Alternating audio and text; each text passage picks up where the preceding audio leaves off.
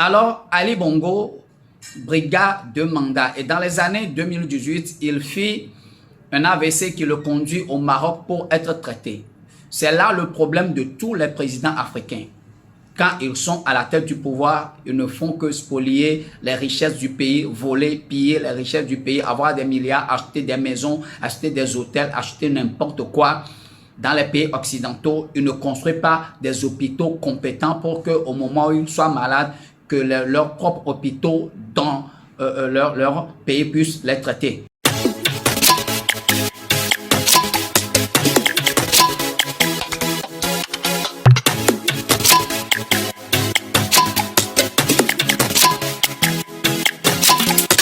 Salut les amis, c'est une opportunité pour moi ce soir de partager encore un sujet très important avec vous. Zion PMD, parlons de tout.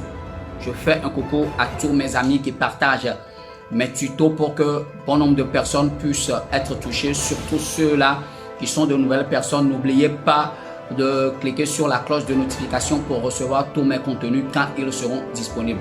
Avant de rentrer dans le vif du sujet, n'oubliez pas de mettre la pouce bleue et n'oubliez pas de laisser un commentaire. Aujourd'hui, nous allons voyager vers le Gabon.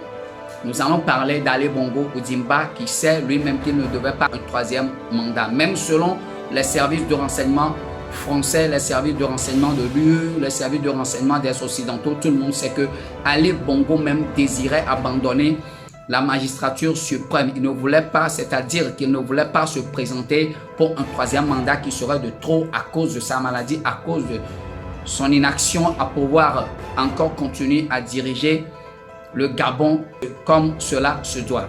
Depuis son accident vasculaire cérébral de 2018, nos différents services de renseignement en poste au Gabon ont longtemps rapporté des faits de maltraitance commis par Sylvia Bongo et son fils Noureddine Bongo, tous deux citoyens français, sur la personne d'Ali Bongo, président du Gabon. La famille de ce dernier semble l'avoir totalement abandonné entre les mains de ses bourreaux. J'ai moi-même constaté qu'Ali Bongo n'était plus apte à la fonction présidentielle. Il implore tous ses invités de l'aider à transmettre le pouvoir à un citoyen mieux élu que lui. J'ai été témoin de ses pertes de mémoire, crises de panique, crises d'angoisse et autres évanouissements. Sylvia Bongo est têtue, bornée, hystérique.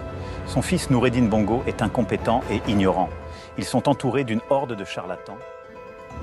Mais poussé par sa femme et son fils Noureddine Bongo, il est obligé de briguer encore un troisième mandat, de tout faire pour pouvoir se maintenir au pouvoir malgré qu'il est malade. Alors, Oligui Brice Nguema l'a fait purement et simplement dégager de là. Ali Bongo était qui? Il était le fils d'Omar Bongo. Omar Bongo était qui? Omar Bongo était le deuxième président de la République gabonaise qui prêta serment le 2 décembre 1967 après la mort du premier président Léon Mba. Omar Bongo dirigea le Gabon de 1967 à 2009 dont il mourut par une maladie. Après, Ali Bongo le succéda de 2009 à 2023. Il brigua 2 mandats de septennat et pour pouvoir se représenter au troisième mandat dont lui-même il est conscient qu'il ne devait pas se représenter puisque lui-même il pleurait, il faisait des crises d'angoisse, il pleurait, il cherchait quelqu'un pour le remplacer à la tête de la magistrature suprême, quelqu'un à qui il va transférer le pouvoir pour quitter par la grande porte ou sortir par la grande porte l'année 2023. Mais ce qui n'a pas été fait à cause de certaines contraintes. Alors, Ali Bongo brigade de mandat et dans les années 2018, il fit un AVC qui le conduit au Maroc pour être traité. C'est là le problème de tous les présidents africains. Quand ils sont à la tête du pouvoir, ils ne font que spolier les richesses du pays, voler, piller les richesses du pays, avoir des milliards, acheter des maisons, acheter des hôtels, acheter n'importe quoi.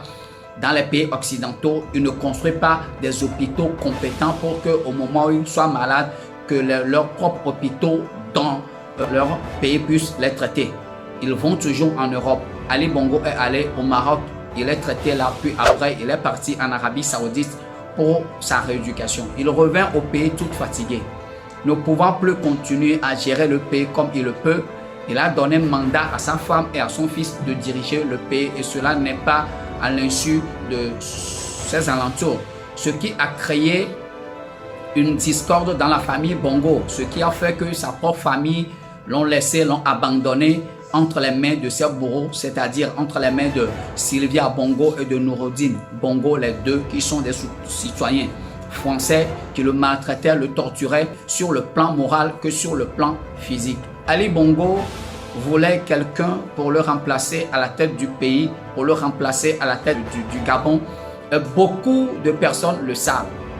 Le Quai d'Orsay le sait, Emmanuel Macron le sait, et presque tous les présidents de l'UE. Ils n'ont pas levé un petit doigt pour aider Ali Bongo. Ils ne lui ont pas proposé la personne qu'il cherchait. Ils l'ont abandonné pour compte. Alors Ali Bongo a décidé de briguer un troisième mandat dans cette contrainte-là et de reléguer encore un mandat à son fils et à sa femme de pouvoir diriger le pays pour le troisième mandat de quinquennat. C'est-à-dire qu'il a tripatouillé la constitution pour se représenter une troisième fois, ça c'est un. Et la deuxième chose, c'est qu'il a réduit le scrutin à un tour pour permettre à seulement un gagnant après un scrutin d'un tour. Mais Ali Bongo fut étonné après sa victoire proclamée à 64,27% qu'il fut déchu de sa fonction présidentielle et que Oligui Brice Nguema a pris les rênes par un coup d'État. Le Quai d'Orsay ni l'Élysée n'a pas réagi. L'Union européenne n'a pas réagi. Personne d'influent n'a réagi à ce coup d'État pour exiger un retour à l'ordre constitutionnel comme on le fait au Niger parce que Ali Bongo était inapte de pouvoir continuer à gérer son pays en tant qu'un président qui a toutes ses valeurs morales, physiques, psychologiques et ses valeurs culturelles. Alors il est laissé pour compte. Au lieu de sortir par la grande porte comme lui-même il le désirait, contraint, il est sorti aujourd'hui par la petite porte.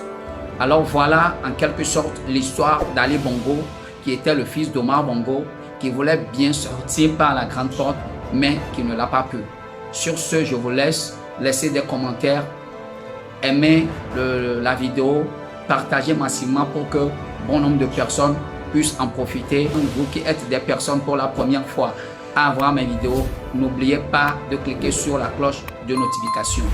Je vous laisse, Dieu vous aime, je vous aime, God bless.